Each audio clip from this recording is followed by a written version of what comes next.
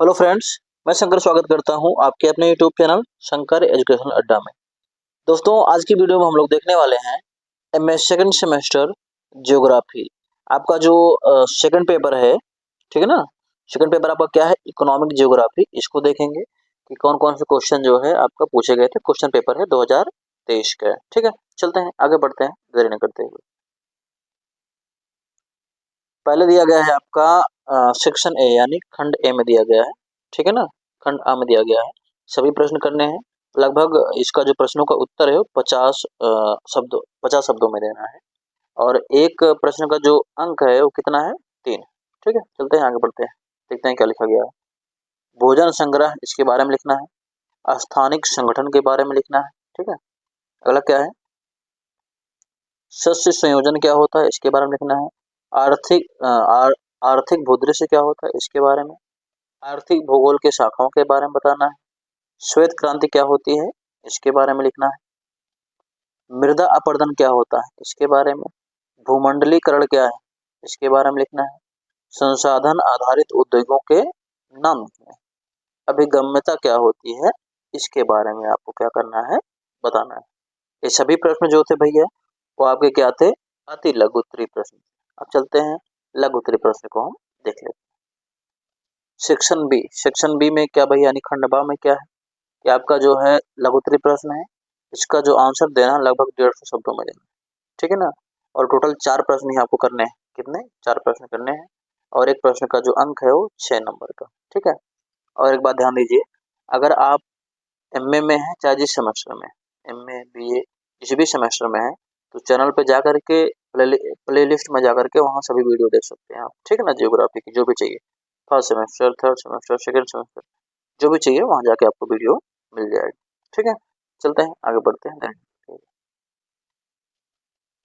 क्या कह रहा, आर्थिक भूगोल को परिभाषित कीजिए और इसके विषय क्षेत्र का वर्णन कीजिए। काफी महत्वपूर्ण प्रश्न है, यह प्रश्न बार बार आता है, इस बार एग्जाम में आने की संभावना है, ठीक है ना। अगला क्या है, कृषि को प्रभावित करने वाले कारकों का वर्णन करना है, ठीक है। अगला प्रश्न, इंडिया के लौह एवं इस्पात उद्योग का वर्णन कीजिए, यानी इंडिया में लौह उद्योग और इस्पात उद्योग का वर्णन करना है, उनके बारे में बताना है। अगला है, वान थ्योनेन के कृषि स्थानीयकरण सिद्धांत का तुलन करना है, यानी वान थ्योनेन जो थे इनके कृषि स्थानीयकरण का जो सिद्धांत है उसके बारे में क्या करना है, बताना है।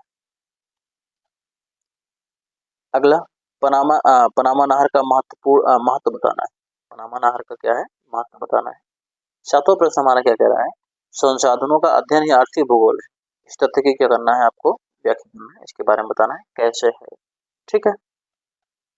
अगला प्रश्न आपका जो सेक्शन सी यानी खंड स है, इसके बारे में देखते हैं। इसमें भैया ये आपका दीर्घ उत्तरीय प्रश्न है। इसमें आपका हर एक प्रश्न को कम से कम उसका उत्तर जो है 450 शब्दों में देना है लगभग। और प्रश्न का जो मार्क है, यानी जो उत्तर देंगे उसका जो मार्क रहेगा वो 10.5 यानी 10.5 नंबर का रहेगा। केवल 2 प्रश्न है आपको इसमें से, देख लेते हैं। पहला क्या है, आर्थिक भूगोल की अभिनव प्रवृत्तियों की विवेचना कीजिए, इसके बारे में बताना है। औद्योगिक अवस्थित के बेबर के न्यूनतम लागत स्थापना के सिद्धांत की।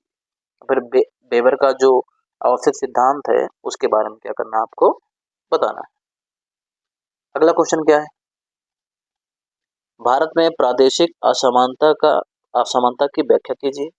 अगला है, क्या जनसंख्या एक संसाधन है, भारत के विशेष संदर्भ में इनकी विवेचना कीजिए। यानी ये बतलाना है कि भैया जो जनसंख्या है क्या एक संसाधन है, और भारत के संदर्भ में क्या करना है, इसकी विवेचना करनी है। आई होप इतना आपको समझ में आ गया होगा। वीडियो पसंद आई हो तो चैनल को सब्सक्राइब और वीडियो को लाइक कर दीजिए।